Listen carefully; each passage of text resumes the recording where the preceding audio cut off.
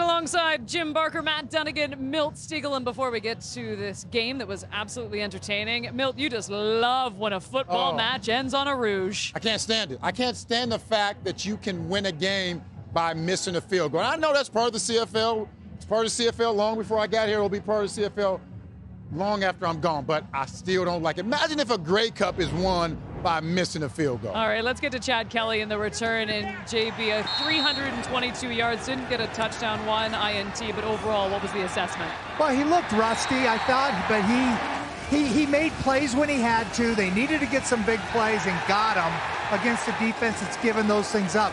Not getting the ball in three different times down to the 1 yard line and not getting in. I mean, their defense played dominant, and Chad Kelly, I thought, didn't make the big mistakes and was okay.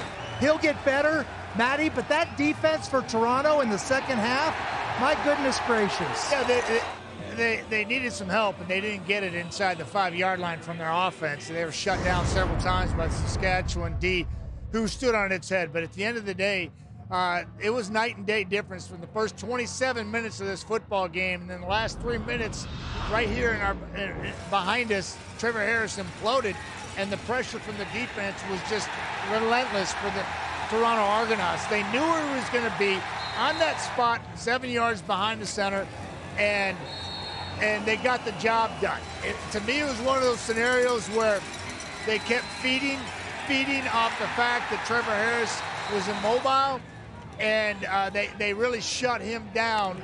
And the secondary blanketed him as the front five basically just got in his kitchen sink and harassed him the entire second half of this football game and kept him in it for a chance to give it to a guy, Lear Maharala, who was ponying up and doing two jobs. He did the job of John Haggerty punting, and he was 4 for 4 until that last field goal where he knew he didn't need to make it. He just pummeled it through the back of the end zone. They walk off with the walk-off winner. To me, that's a heck of a team victory. Well, one thing on that, Milt, before you talk about, about Trevor and things, that field goal, those field goals, Nick Arbuckle, hey, he hadn't been the holder. Right. That's right. Haggerty. So he steps in and holds on big-time holds, and that's not got the job done. That's huge. It is very big change. Well, these Roughriders are in a bad place right now.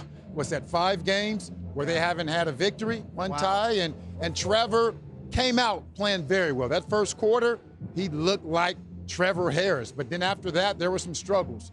A lot of that had to do with the Argonaut, the defense, what they were able to do.